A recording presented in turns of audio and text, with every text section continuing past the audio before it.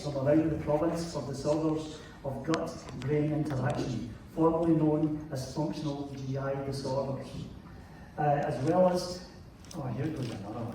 So, neurogastroenterology, and GI motility disorders. She's also the founder of the only gastroenterology motility lab in the province of BC, with access to both esophageal and anorectal manometry, where she personally performs high-quality tests assessing gastrointestinal function, including esophageal and anorectal manometry, pH monitoring, and esophageal planimetry. She has first authored several articles in highly reputable journals, as well as the Atlas of High-Resolution Manometry and pH Monitoring. She has presented at international and national conferences on various topics on disorders of gut-brain interaction and esophageal motility disorders. She's fluent in both English and Farsi. So everyone can please put your hands together for Dr. Sarvee Moosavi.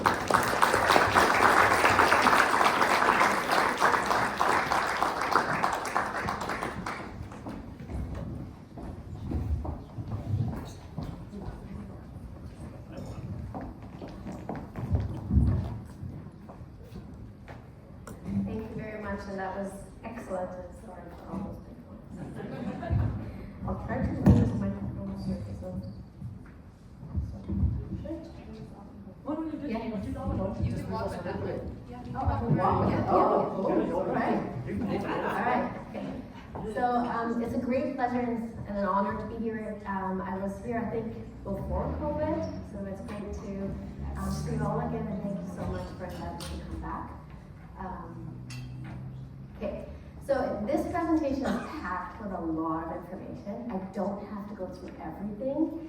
I just want to make it as interactive, as informative as you want it to be, so please feel free to interrupt me if I go over across it really quickly or if you have a burning question.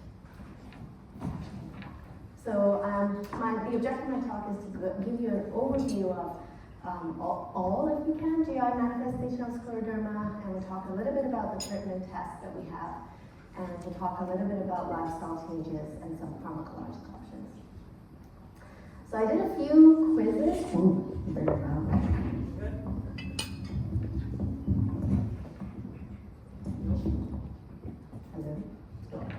So maybe show of hands, what percentage of patients with scleroderma do you think have GI symptoms? A is 50%, 50%, 60%, 70%, or more than 80 to 90%. Excellent. D is the correct answer, so that's why I'm here. Okay, next. What is the most common GI manifestation of scleroderma? Is it esophageal symptoms and gastroesophageal reflux? Is it B, nausea and vomiting? No one. C, abdominal pain? Nobody.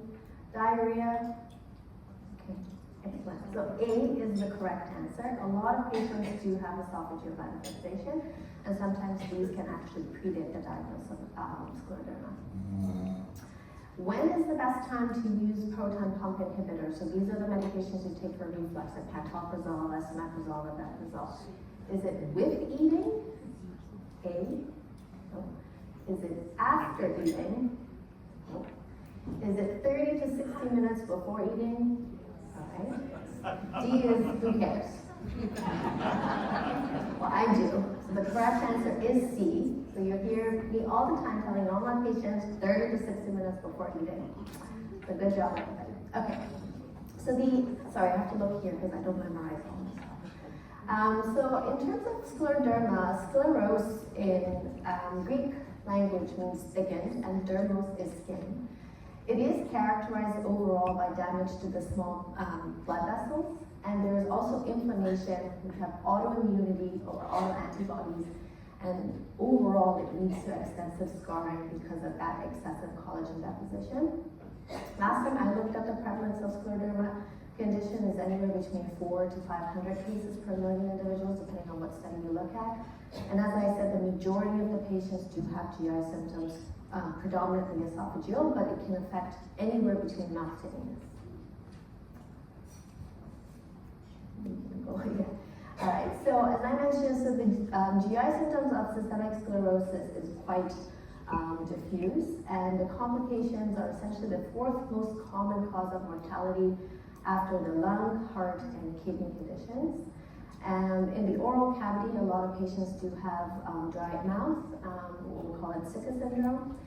We talk a lot about the esophageal manifestation, but often that involves the gastroesophageal reflux, so we call it GERD, and regurgitation. So it's basically the content of the esophagus or the stomach just spontaneously comes back up without actually patients forcefully bringing it back up.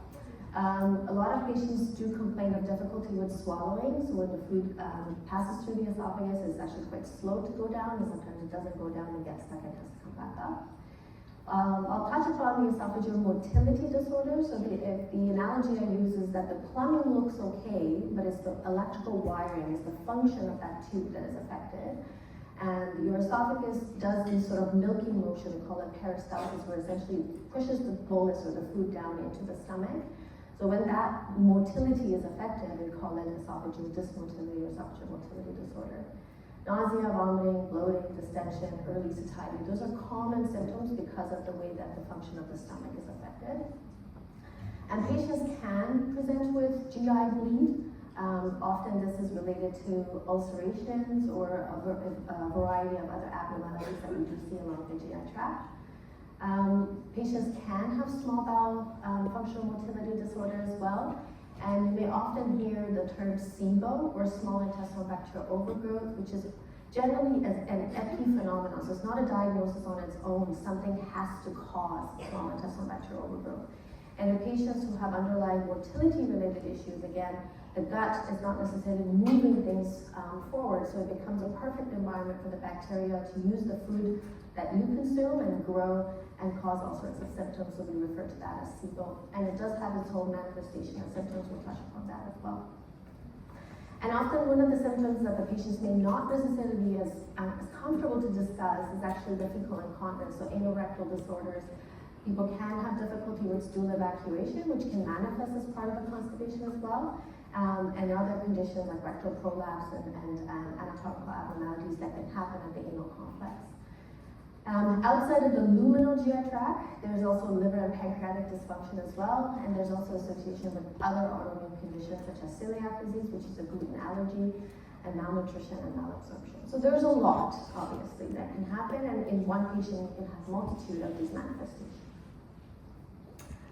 So what does it mean when we talk about GI motility? So your bowel, essentially your gastrointestinal tract, is consistent of all these layers of muscle. So when you look inside the lumen, you have these lining, which we call it mucosal surface.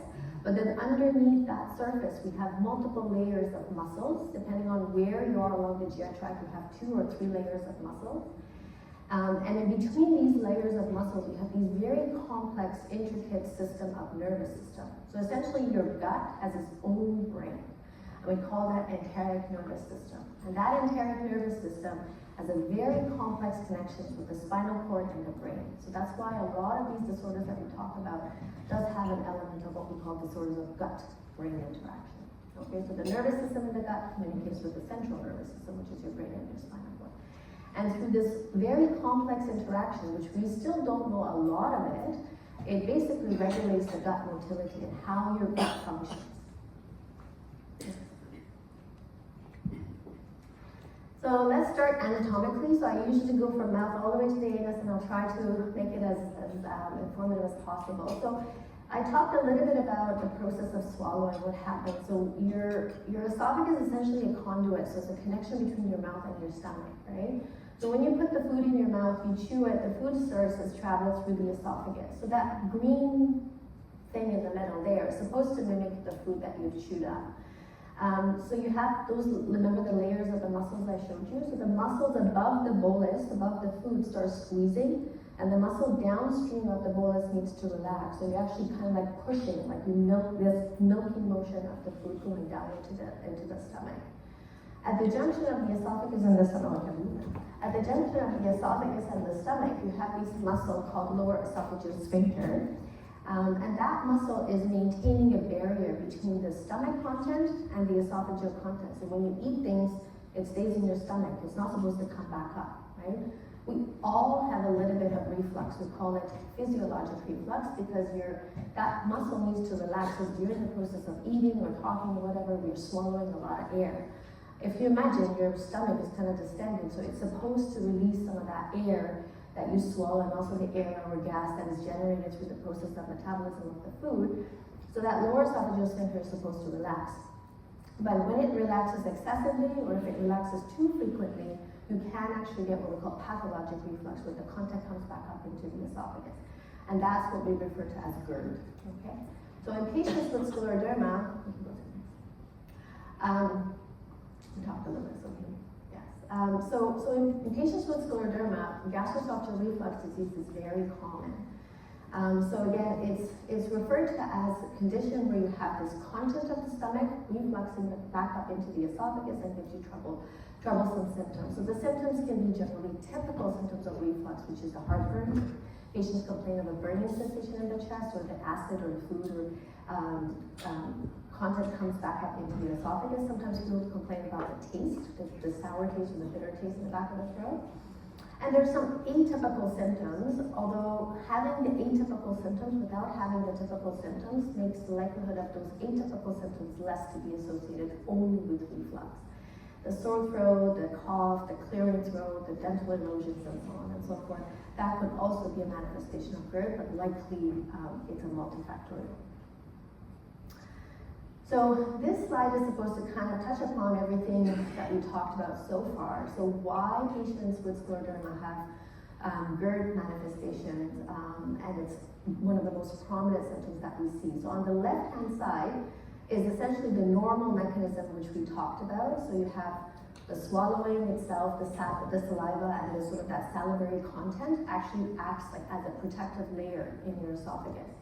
So in patients with scleroderma, you generally have decreased salivary production, so you don't have that protective mechanism. So that's one essentially insult to the whole process. The other thing we talked about, the peristalsis. So in patients with scleroderma, you don't get that normal peristalsis, or that normal contractility that we would expect to see in patients in normal individuals. And then also you have the lower esophageal sphincter, which is weakened, and sometimes it doesn't even, like there's no pressure. When we do the manometry testing, and I'll show you some examples, we can't even see that muscle exist, like there's nothing. It's just a tube that is essentially connecting the mouth to the stomach. And then you have the stomach downstream, which we'll talk about a little bit later, but if your stomach is also not emptying properly, so it's a perfect storm. The downstream is not emptying properly, that barrier mechanism is impaired, your esophagus doesn't have the ability to push things forward, so you basically get significant manifestations with reflux.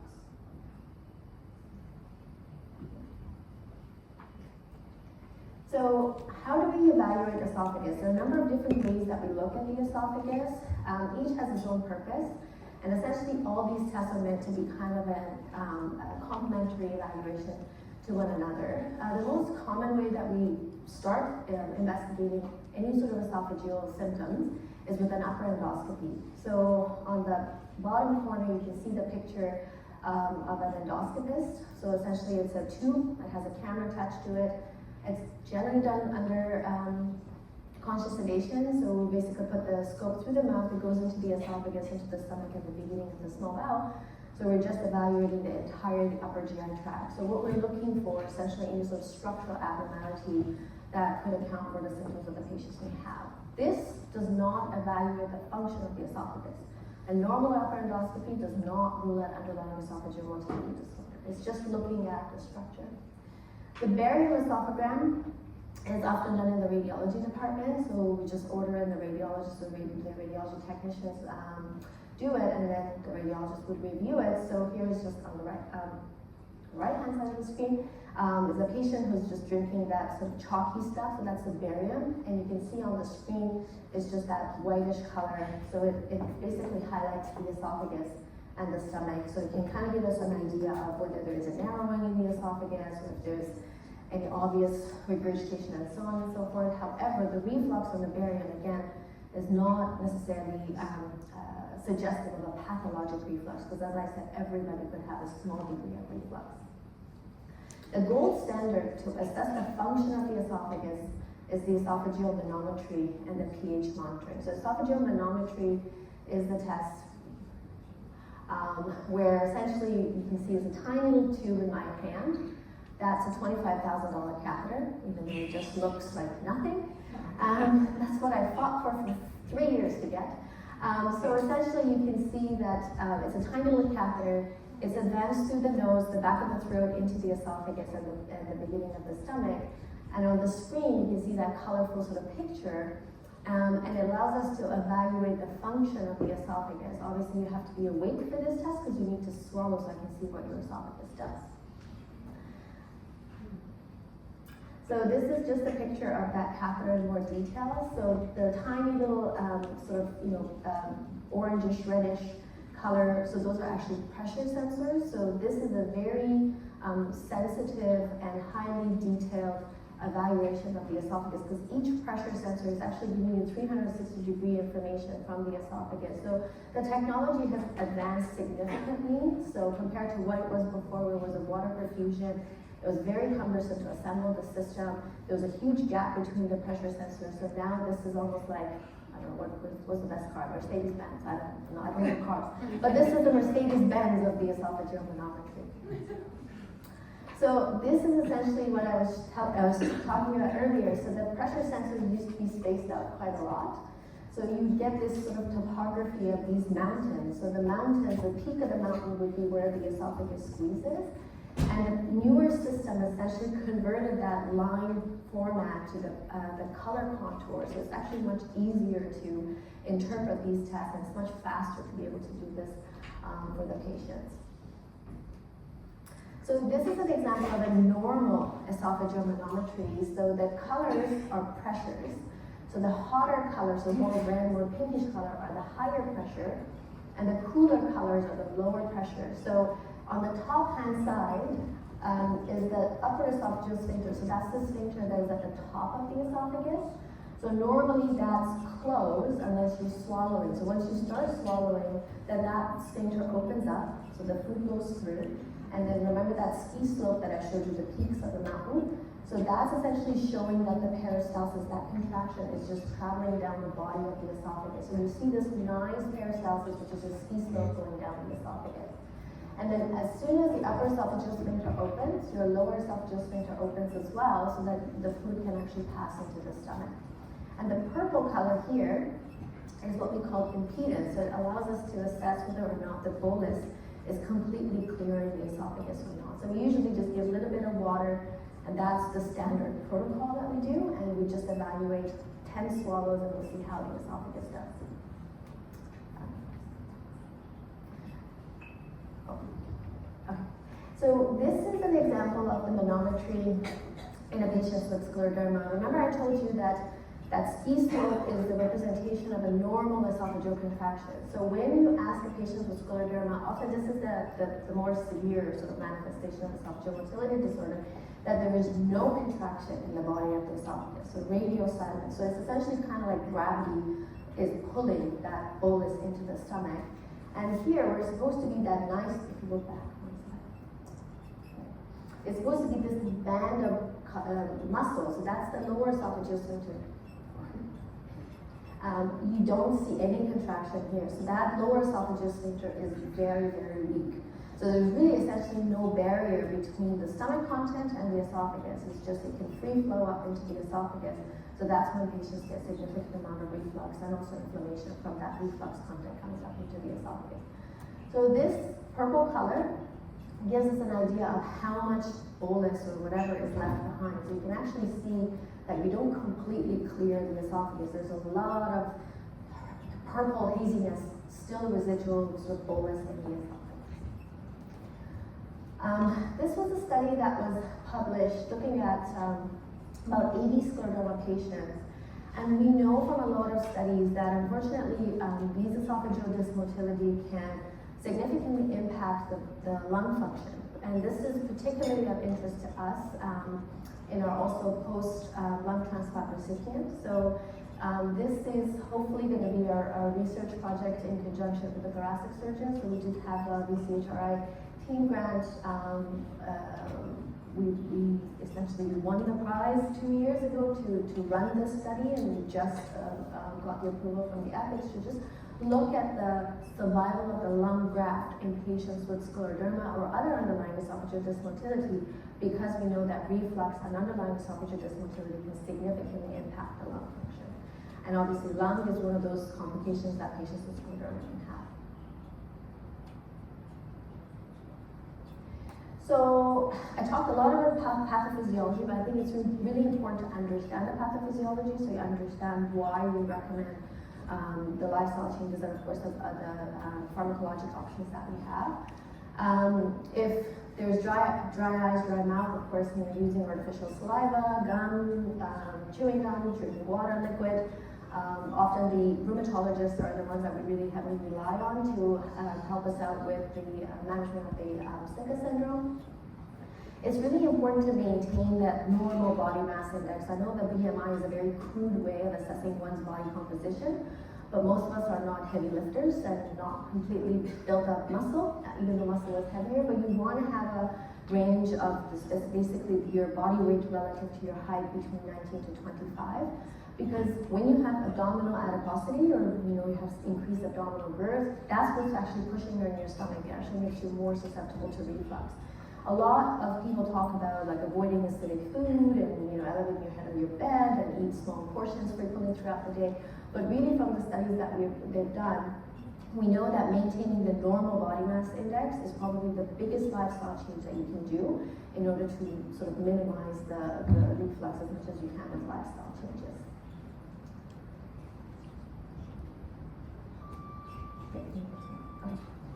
So there are lots of different pharmacologic options that sometimes we use in conjunction with each other.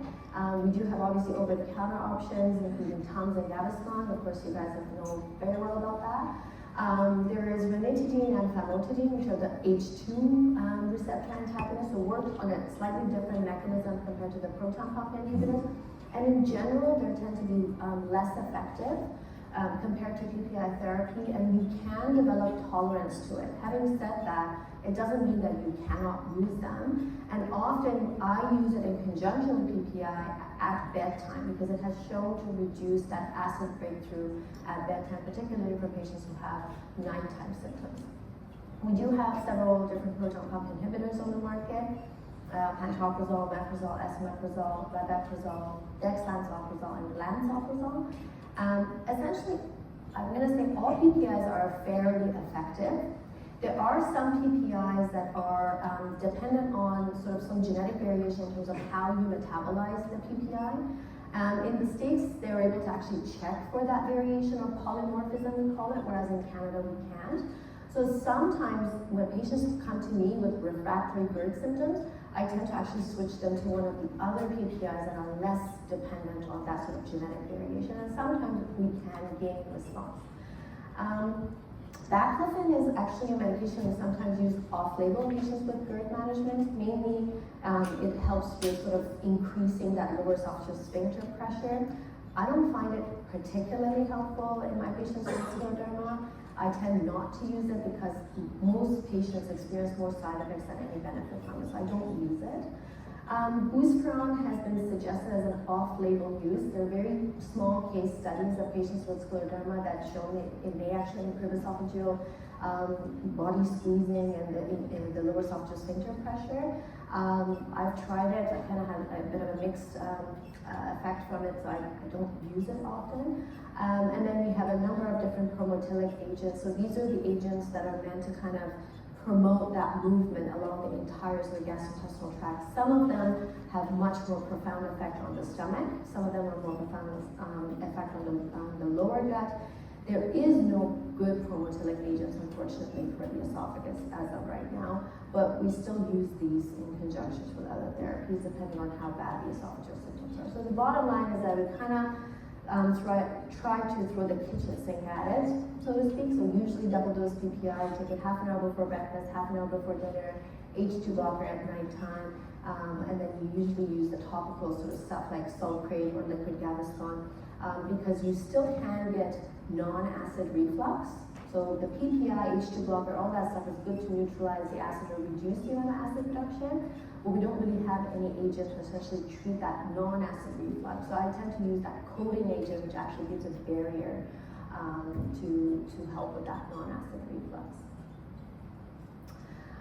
There was a lot of sort of safety concern around the PPI use. Is it true, fact, or fake news? Yeah.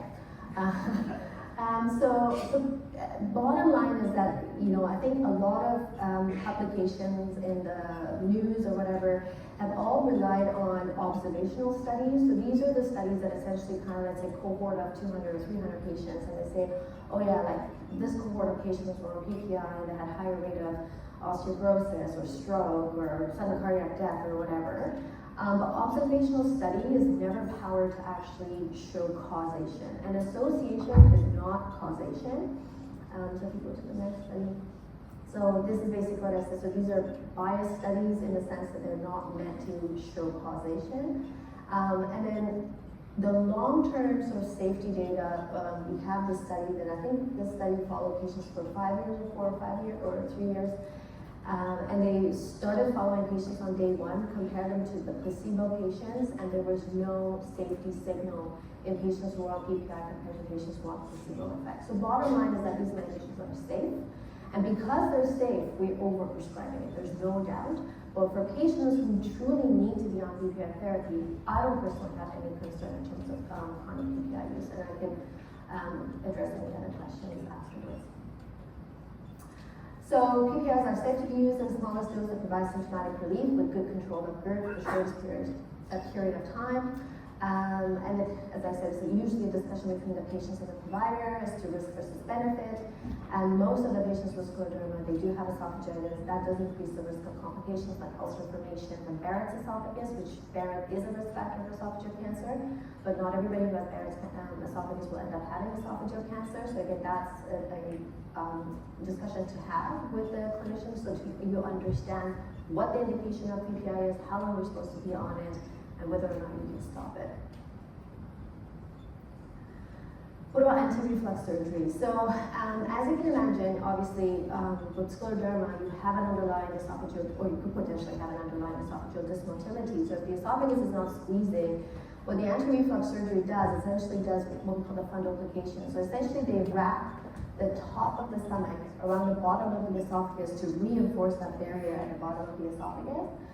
But in patients with scleroderma, if you have an underlying esophageal dysmotility and your esophagus is not really squeezing properly, if you make the bottom of the esophagus tighter, it just makes it harder to swallow. And even in patients who don't have scleroderma, for the first 3 months after anti-reflux surgery, some patients may actually experience difficulty with swallowing. And over time, that might get better with reducing kind of like that swelling and edema and so on. But that's always a risk factor that we discuss with patients with anti-reflux surgery. So I think, again, it's risk versus benefit. Depending on, again, I don't do the surgery, but when you discuss with a surgeon, sometimes they do a full wrap, so they call it a Nissen fundoplication, so the wrap is more complete, kind of like 360 degrees. But there are approaches that where you can actually do a looser wrap. So I've sent maybe a handful of my patients with scleroderma for anti-reflux surgery, partly because their lung function was declining significantly. And again, there was a lot of back and forth with the surgeon, so it's like a multidisciplinary, obviously, decision as to make that wrap looser so that to protect their lungs, particularly in post-lung transplant patients.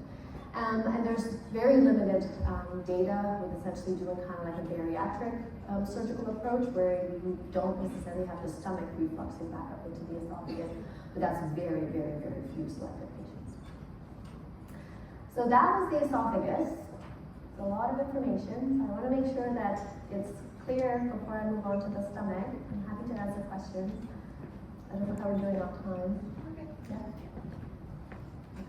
Yeah.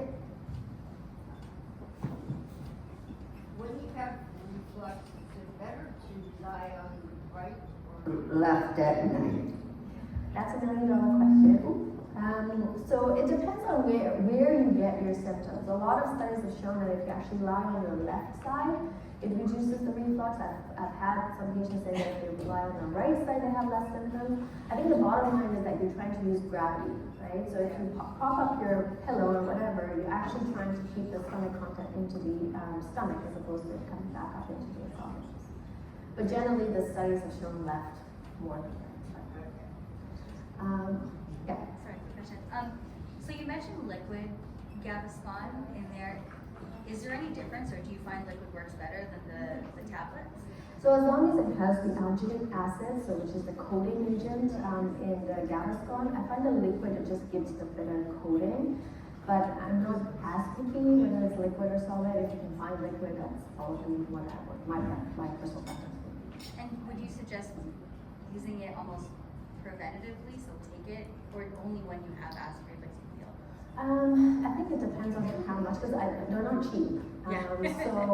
So I think, you know, if you feel like you have a little bit of reflux, have a very low threshold to take it. I wouldn't necessarily take it if you don't have any symptoms. But there's always so much you can take in terms of the medication, but have a very low threshold to take it. And especially if you're going for an endoscopy, and the doctor says, you know what, your esophagus is quite raw. Yeah, take it for a little while so that gives the opportunity for the esophagus to heal, and then you can kind of taper it off. Can you just repeat those questions? Oh, sorry, yes. Because people couldn't hear. Okay, yes. So the first question was to lie on the left or the right. I said the study suggested to left, but just prop up your pillow. And the second question was whether or not Gaviscon liquid or tablets. I said preferably liquid because it gives that coating better. And whether or not you should just take it even if you don't have symptoms. I said, well, you know, take it if your esophagus was noted to be really inflamed when they did the endoscopy, and just taper it off. Have very low threshold to take it. Okay, so I'll go through the stomach part. So some of you may have heard of the term gastroparesis, which means delayed stomach emptying.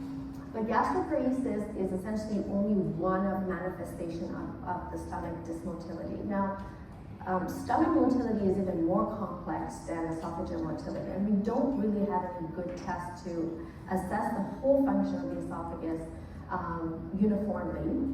We do have gastric emptying study where you're given the sort of standardized egg beater sandwich, and you're supposed to take it, and they take kind of like images of the stomach to see how fast the stomach empties and how much of it is retained at 4 hours. But that's a very crude way of assessing the function of the esophagus, of the stomach, because your stomach can manifest symptoms even if it only, you know, emptying properly, that's not a problem. There's a lot of other things that happens with the stomach.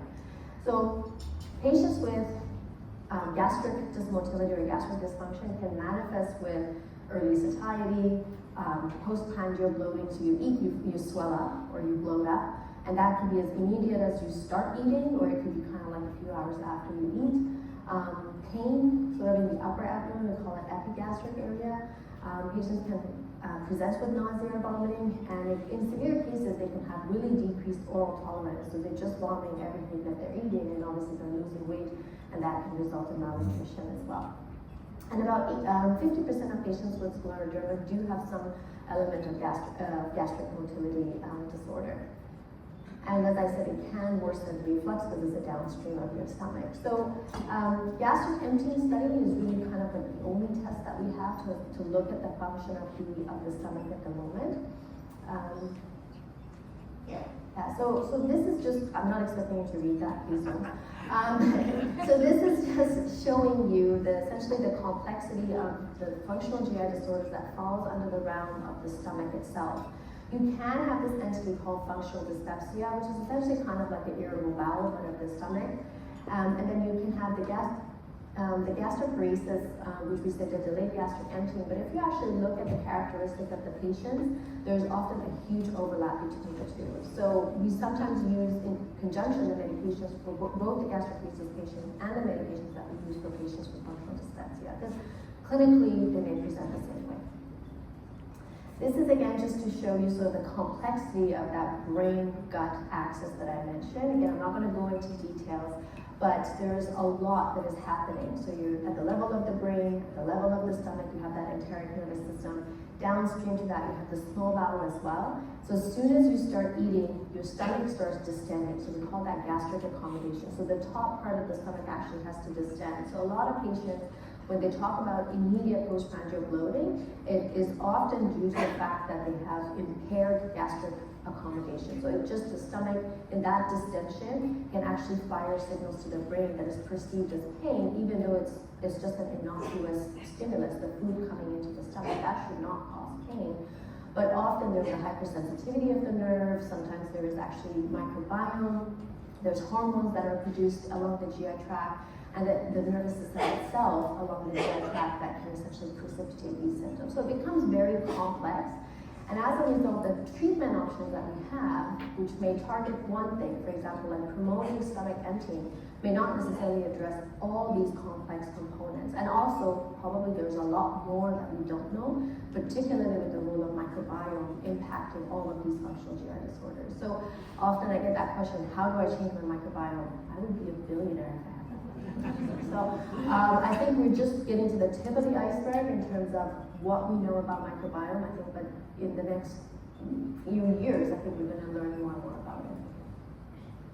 So essentially, again, non-pharmacologic options that we recommend, as much as you can, minimize the medications that slows the stomach emptying. There are a number of different medications, with Ozempic and all the other medications that are now on the market. Essentially, that's how it works. It just impairs the stomach emptying. Pain medications, all sorts of other medications that can actually impair that. Diabetic control itself, if you have diabetes and your diabetes is not well controlled, you can get a lot of GI symptoms from just the diabetes itself. So it's really important to make sure that your sugars are well controlled. It's really important to work with a dietitian, and of course that's a huge limitation. Unfortunately, in the province, at least I don't have good access to a dietitian as much as I want. But it's really important to work with a dietitian who's knowledgeable in these sort of diseases, because often I hear from the patients are like, oh, the dietitian told me to increase your fiber. I'm like, actually opposite, reduce your fiber. You don't want to have too much fiber because it's going to slow down your stomach emptying. So you really want to work with a dietitian who's well knowledge in this area. We often recommend patients to eat small portions, but frequently throughout the day. I usually say eat like a bird. And you really want to make sure that the biggest meal are earlier in the day as opposed to later in the day. And you want to have about 4 to 5 hours of empty stomach before you go to bed. Often we use anti-nausea medications, over-the-counter stuff like, for example, ginger, peppermint oil seem to also help with some of these symptoms of functional dyspepsia. But a lot of time we use neuromodulators. So we call it neuromodulators because that's what it actually does. It modulates that signal between the brain and the gut, everything that I discussed so far. But a lot of these medications are actually indicated for treating depression, anxiety, and so on and so forth. This is not to say these symptoms are in your head, but it's actually getting to the root cause of the problem, which is that disorders of the gut-brain interaction, which we talked about. So we use, again, prokinetics, so this is kind of like to get the stomach going. In some patients it works. In those patients who have severe gastroparesis, unfortunately these medications don't work. But often we use metoclopramide, domperidone, buspirone I mentioned. I tend to use that for patients who have early satiety and early bloating. If you eat, you immediately get bloated. That gastric accommodation that I told you that is impaired, buspirone seems to work for that quite well. For calipride, Resotran, Resolor, 3 different names for one medication, don't ask me why. Is often medication that we use for constipation, but it seemed to work also really well for patients with gastroparesis and those patients who have small bowel dysmotility. So sometimes we use one medication for multiple purposes, so to obviously avoid polypharmacy. Erythromycin is an antibiotic, but it does seem to affect stomach emptying, particularly at a smaller dose. You don't need to have 250 milligrams, which is often the dose that we use for sort of antibiotic purposes. But for this purpose, of 50 to 100 milligrams seem to be enough. And you can kind of do a bit of a drug holiday in between, because we take it regularly, it actually wears off, the effect of it wears off. But sometimes I do kind of like rotate through these medications. So what happens when prokinetic fails? Unfortunately, that's sometimes the reality of some of these complex patients. We sometimes use conjunction with other anti-nausea medication. I get a lot of referral for Botox injection, not to my face, but mostly to the stomach, the end of the stomach, and that's the same principle. You put Botox in your face, your wrinkles go away. You put Botox in the stomach, it actually relaxes the muscle at the end of the stomach, and it's supposed to help with the stomach emptying. Again, it's a bit of a mixed bag of result when you look at the literature. I don't mind trying it for once or two times, but if it doesn't work persistently, I don't tend to repeat it because, again, the literature on it is not that strong. There's also semi-elemental diet. Often this is in the liquid form. The liquid always empties the stomach much faster than the solid, but usually that's given in conjunction with the dietitian. We cannot just prescribe semi-elemental or elemental diet. And of course, in patients who have severe gastroparesis, they are losing a ton of weight, they cannot maintain their oral intake, we have to somehow bypass the stomach.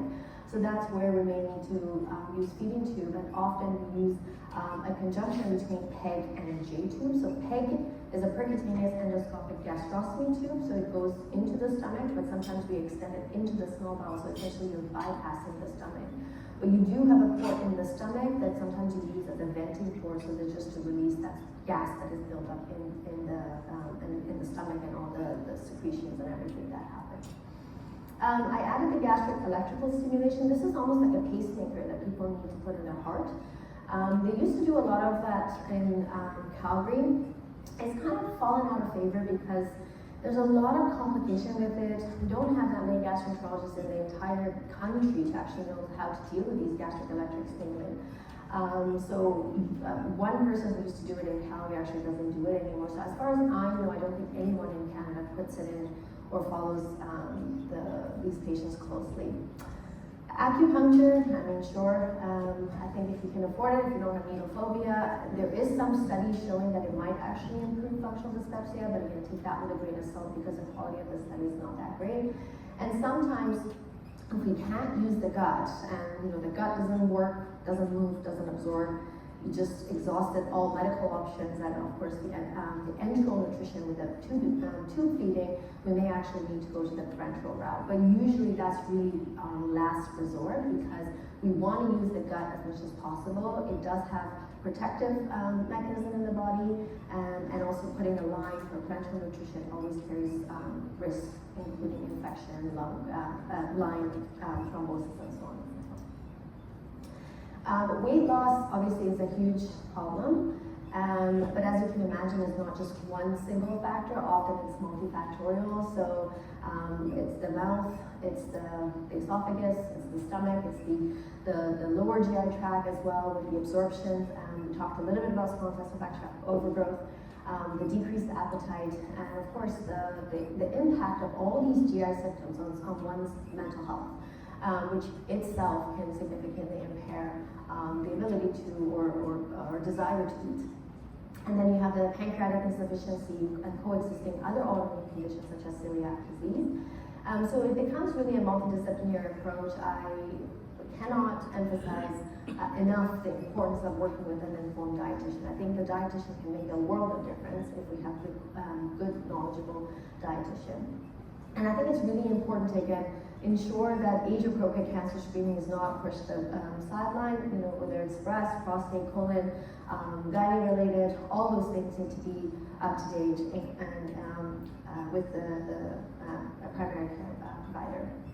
And as I said, ideally enteral nutrition until we really have to go to the parenteral nutrition if needed.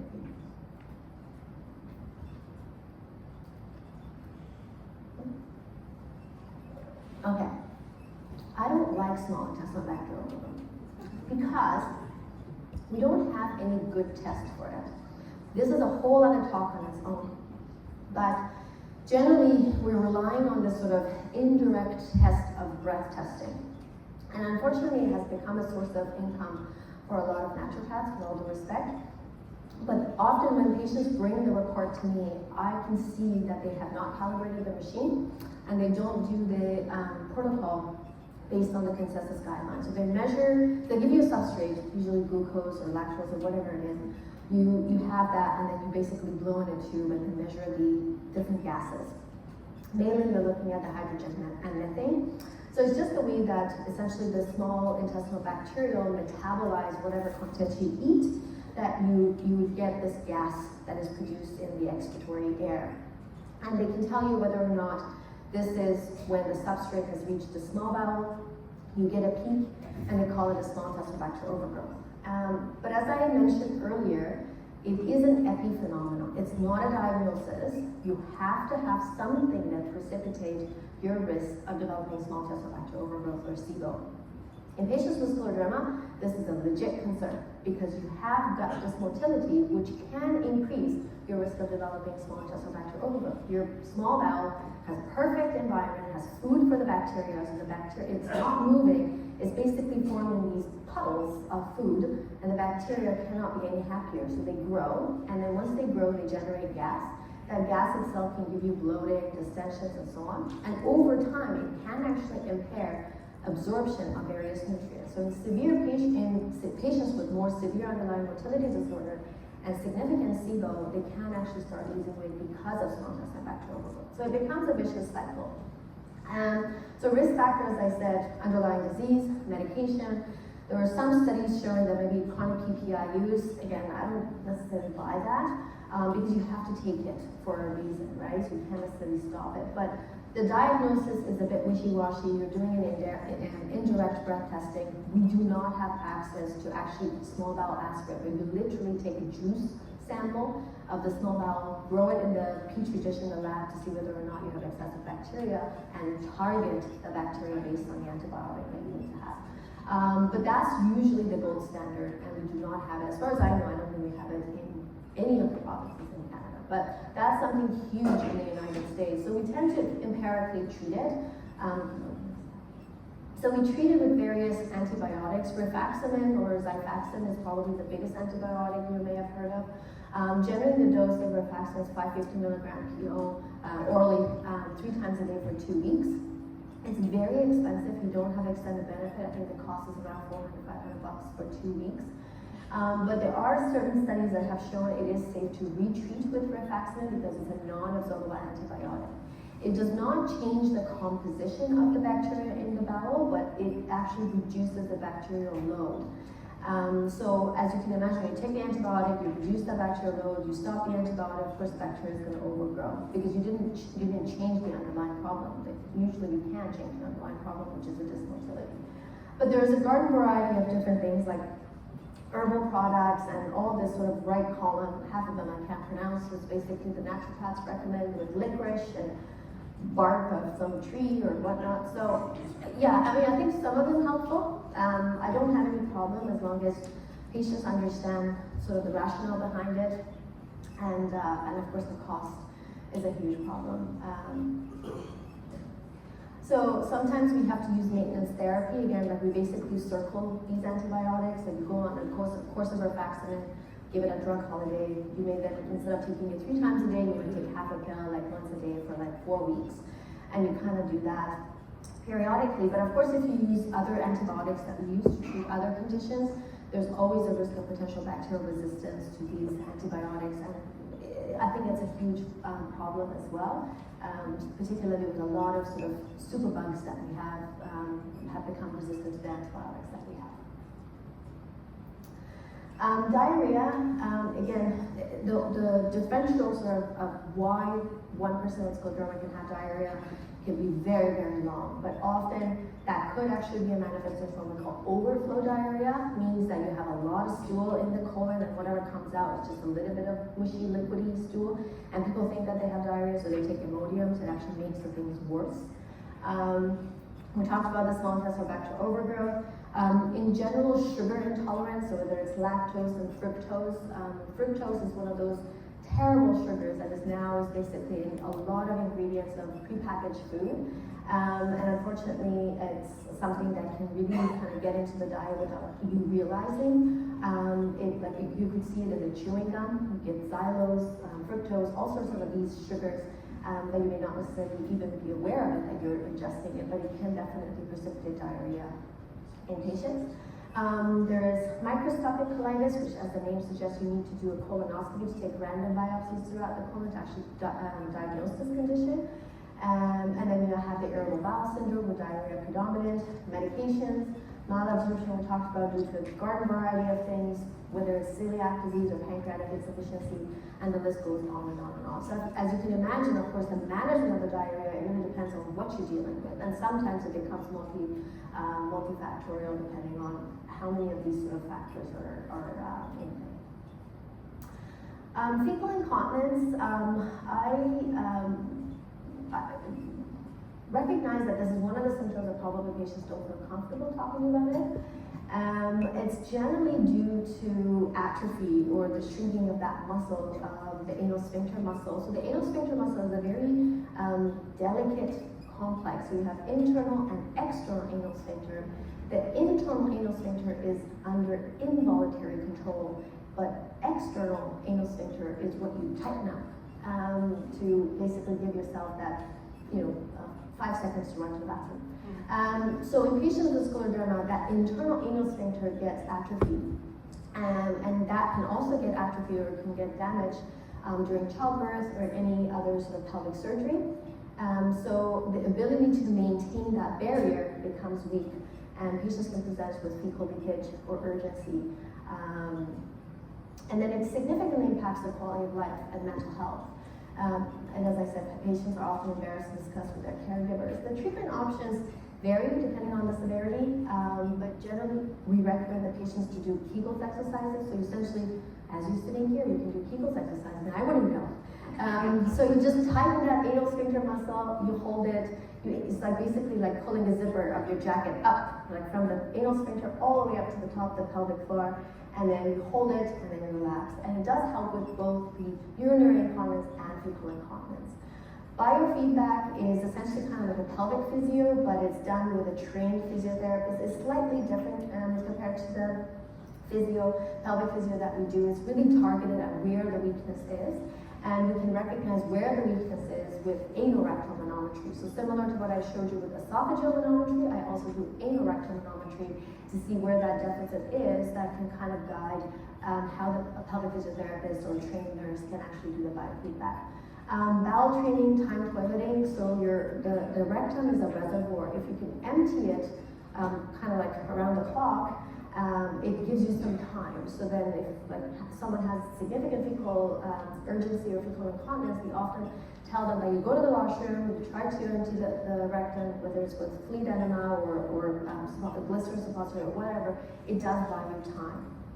And then bulking agents often use fiber with a little bit of water to bulk up the stool, and that essentially reduces the transit time of the stool. It prolongs the transit time of the stool through the bowel. We do have the sacral nerve stimulator as an option in some provinces. As far as I know, that's something that is not available in BC in patients who have severe fecal incontinence without having sort of a neurologic sort of damage like spinal cord injuries and so on. And in severe cases, surgery is potentially an option. Sphincteroplasty, essentially, they kind of like use this bulking agents, or they do all sorts of other surgeries for the anal sphincter.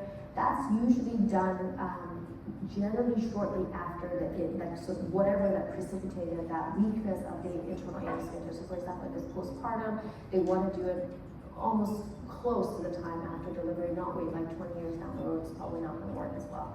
And if there's other sort of anorectal anatomical abnormalities, whether it's rectocele, which is the bulge of the rectum, or the rectum literally prolapsing out, those are the surgical interventions that they can do. And in severe cases where sort of these options are not really relevant, they kind of have to divert away the colon, so they actually bring the colon to the skin and use a bag to essentially bypass the anal sphincter.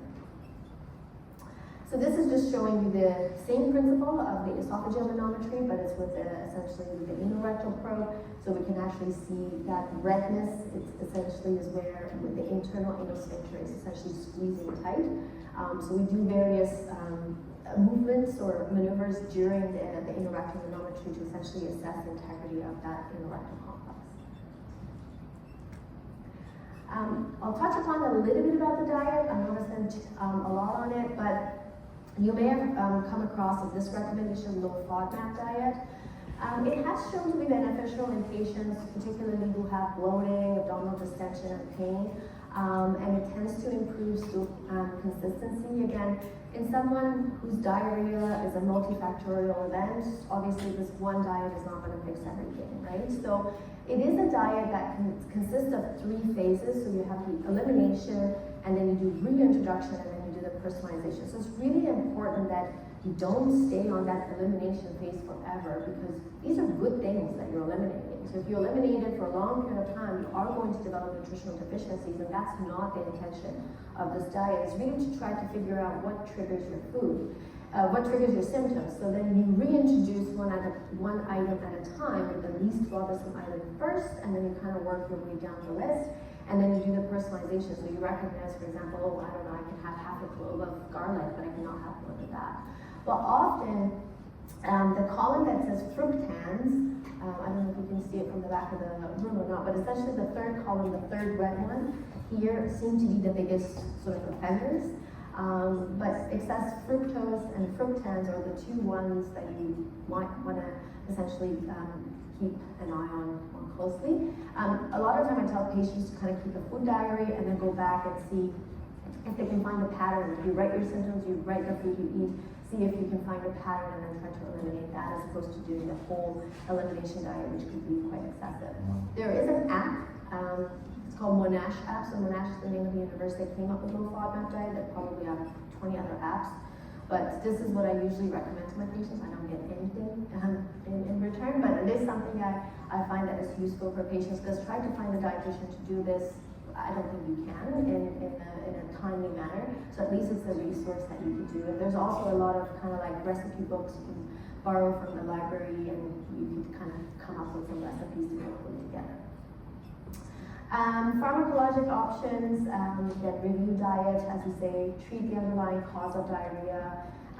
It depends on what the diarrhea is caused by. There's a number of different antidiarrheal medication. We do have 2 medications that are specifically indicated for IBS diarrhea.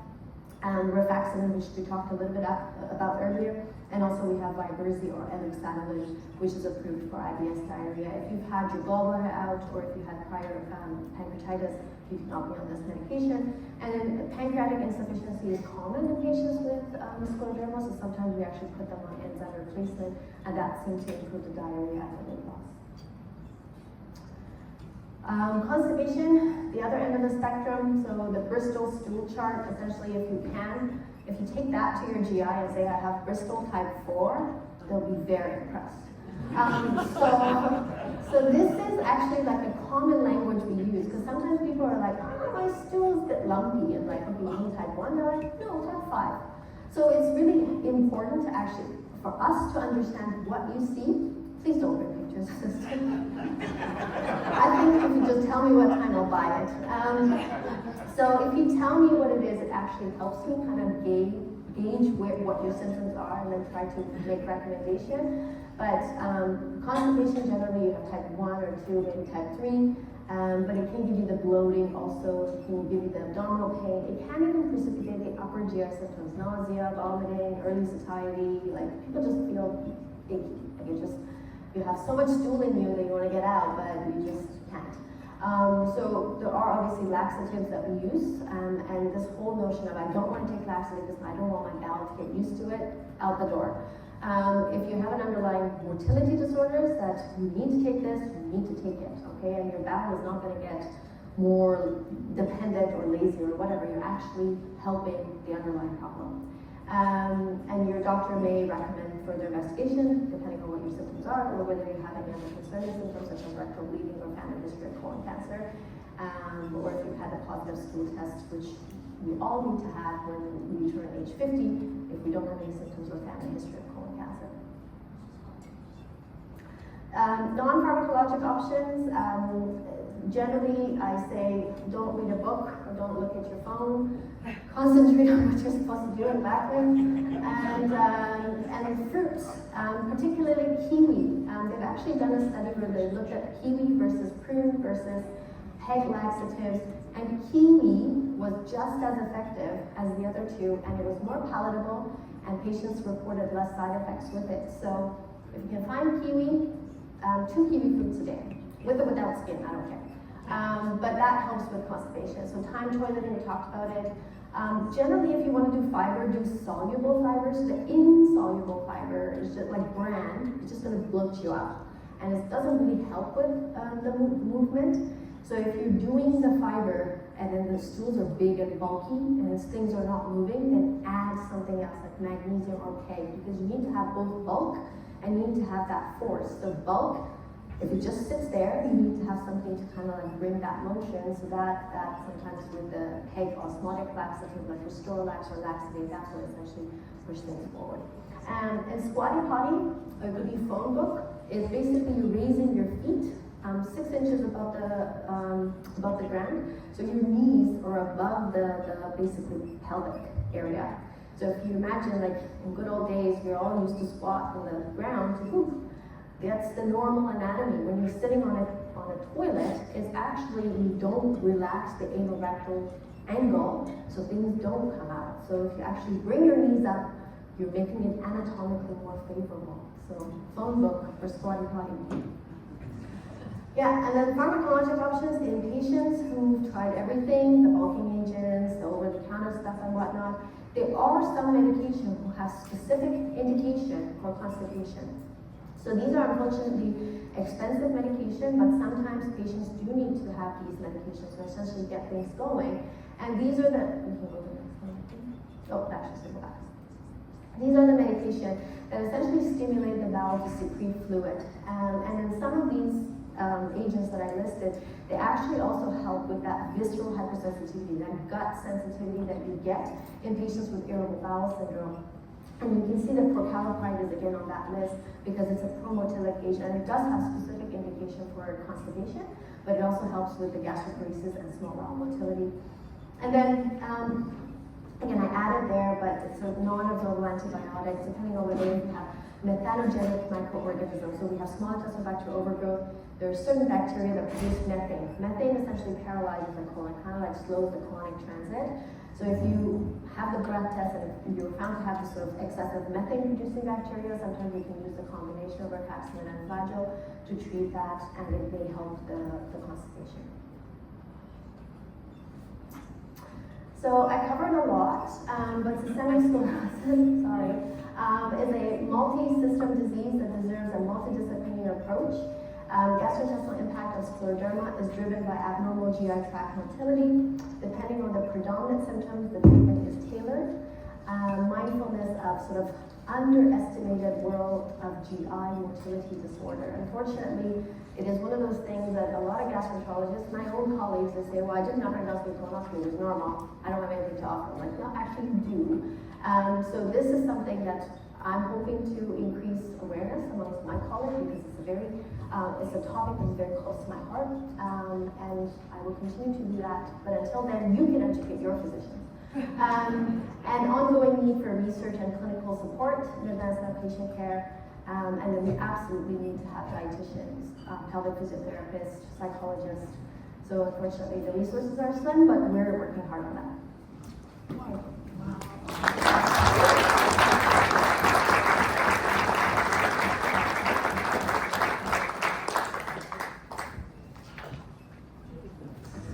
Okay, just really quickly, before we ask questions, unless you're very confident in the volume of your voice, just wait for me to come around and give you the microphone, and just, I was told to hold it under your chin. My question is, how often should we have endoscopy and a colonoscopy? So as far as, is it me or you? It's Kevin. As far as the upper endoscopy goes, and it depends on what your upper endoscopy showed, right? So the family history, the symptoms, what your endoscopy showed, really just kind of like deciding factors as to when you need to have another upper endoscopy. So if I scope someone and they have significant reflux esophagitis, I tend to bring them back in 2 to 3 months because I want to reassess the area, make sure it has healed. But I also do survey for Barrett's esophagus because when the esophagus is raw and inflamed, we cannot really see Barrett's as well. And sometimes we take biopsies, the pathologist is like, I don't know, is it inflammation, is that atypical cells? I don't know, right? So I tend to bring the patients back. If patients will have Barrett's esophagus, that is a very sort of algorithmic approach as to when you have to bring the patients back. But overall, if they don't have significant precancerous changes and they only have Barrett's, we usually repeat the scope in 3 to 5 years. And family history in the mix make things a lot more complicated. As far as the colon cancer screening goes, that's probably a little bit more straightforward. Everyone, starting at age 50 to 75, everyone in this room need to have a stool test. That's the minimum you do. If you don't have symptoms, if you don't have family history of colon cancer, if you don't have things like anemia or other concerns finding on your blood work. If you have family history of colon cancer, that changes the story a little bit. So usually we recommend starting at the age of 40 or 10 years younger than the age of your first degree relative or 2 second degree relatives, whichever one comes first. And we do that. And of course, African American patients, they may require to have surveillance earlier. Now, in the American guidelines, which we also look at the same literature, they recommend starting colon cancer screening at age 45. But in our province, we're still at age 50, so that may change in the upcoming years, but just so that everybody knows about that. But as far as the surveillance for the subsequent colonoscopy goes, again, depends on how many polyps, what kind of polyps. Are these any polyps sort of high-risk features? Like, so those are the things that you want to be kind of like cued in to ask whoever did your endoscopy so that they give you the exact sort of time interval that you need to do. And that interval is for asymptomatic surveillance. If you have symptoms of concern, that's when you need to speak with your doctor.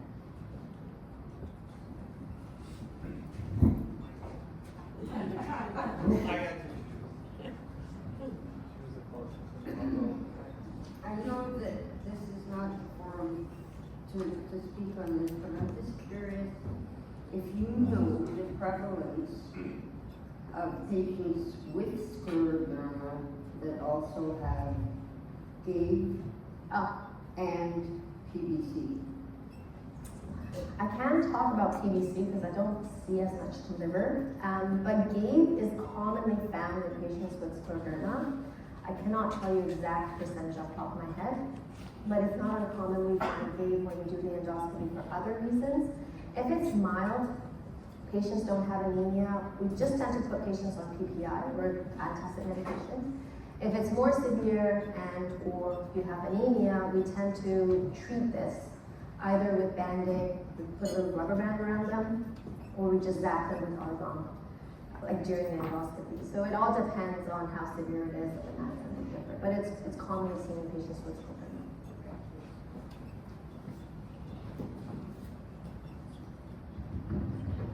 Two questions. Number one, what's a phone book?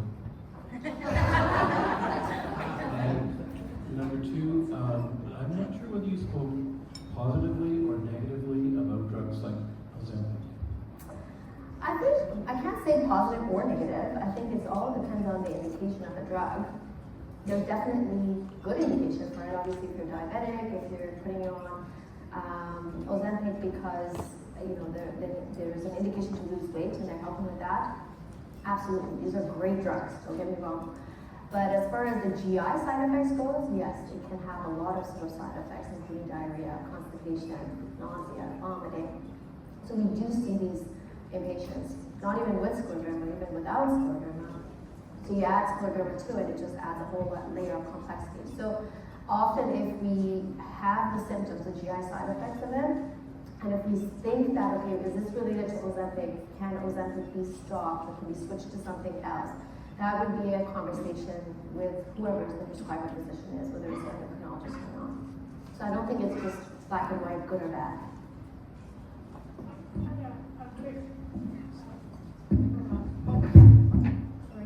I just have a quick question around the bloating piece. If you're not getting bloated when you're eating, but you're drinking a lot of water and chewing gum with dry mouth during the day, because the chewing gum, I mean, the whole process of chewing, you're also swallowing air. But also I mentioned the sugar, the non-glucose sugar, like the xylose, all the other things that are, if you look at the FODMAP list, there are a lot of them actually on that list. So you are technically ingesting that itself, so it could potentially contribute to the bloating, and of course the water, that's sort of again the gastric accommodation which we talked about, like you're drinking large volume of water, your stomach has to accommodate that itself, can give that bloating sensation. The other thing I didn't talk about is that you can have bloating even if you have the same amount of gas as someone else who doesn't experience these symptoms. Generally, the bloating is not because you have excessive amount of gas. It could also be due to the accommodation of the stomach itself, but also you have a sheath of abdominal wall muscle. And if you imagine your abdominal cavity is kind of like a box, right? So you have the abdominal wall muscle, you have the spine of the back, the pelvic floor, and you have the diaphragm. If there is any sort of coordination between these muscles, and that can happen, patients actually kind of like blow up their tummy. So there are exercises you can do, which we call it diaphragmatic breathing, that kind of resets that sort of diaphragm breathing. So you can actually just Google it tonight, just put diaphragmatic breathing. And you can do that at any time during the day, right? So I recall one patient I told, like she came to me and I said, do diaphragmatic breathing. She thought I was out of this world, like a crazy lunatic. What is she talking about? And then she, like, no pharmacologic option. She came back to me 4 weeks later and she's like, it made a world of difference to me. Now, I'm not saying that it's gonna get you the only fix, but those are the things that you can implement, being the diaphragmatic breathing. Just be mindful of these sort of, hidden sugar or fructose. Like, those are the things that you can do that's gonna help. And same as the pelvic physio, it actually does help the bloating.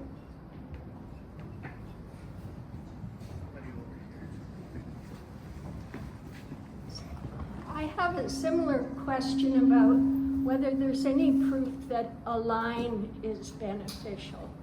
So probiotics is also another whole topic on its own.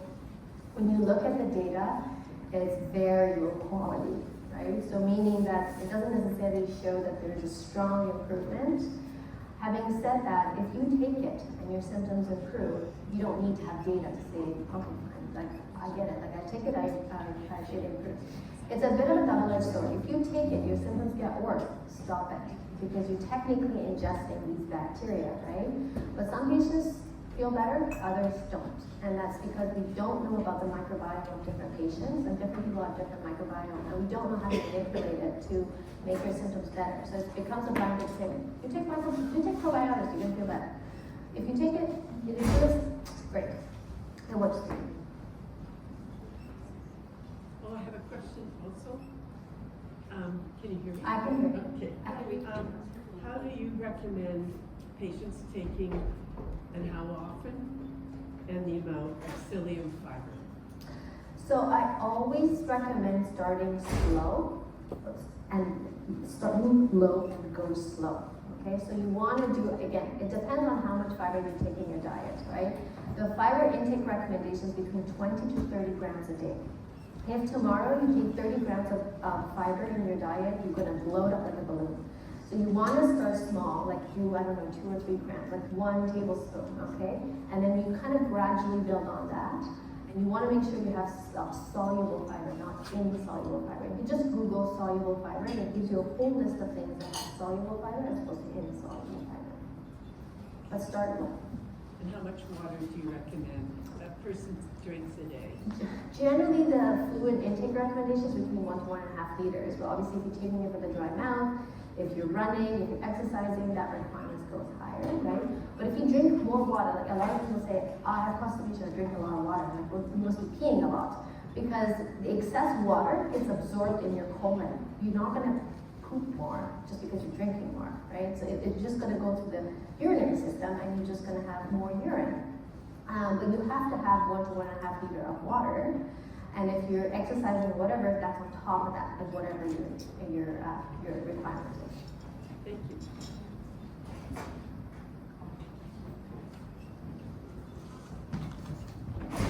So if we can have just one more question, or if we are now finished. Excellent.